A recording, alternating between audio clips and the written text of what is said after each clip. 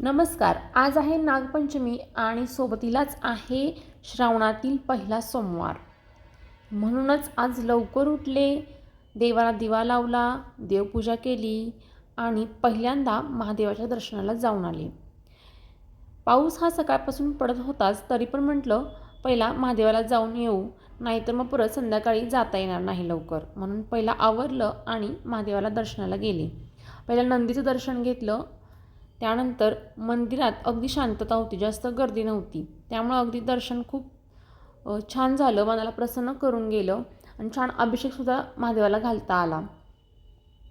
खूप गर्दी असली तर मग पूजा आपल्याला व्यवस्थित करता येत नाही, म्हणून लवकर जाऊन अभिषेक घालून आले. आज शिवामूठ तांदूळ होतं आणि बेल वाहून आले देवाला. त्यानंतर आल्यानंतर पहिल्यांदा स्वयंपाकाला लागले. नैवेद्यासाठी पुरणपोळीचा बेत केला होता. वरण, कटाची आमटी, भजी, बटाट्याची भाजी आणि टम्म अशा फुगलेल्या मऊ लुसलुशीत पोळ्या केल्या होत्या. म्हणजे पोळ्या अगदी सगळ्यात छान टम्म फुगल्या होत्या आणि खूप आज खायलाही चविष्ट झाल्या होत्या. तर अशा पद्धतीनं आज मी नैवेद्य केला होता पुरणपोळीचा.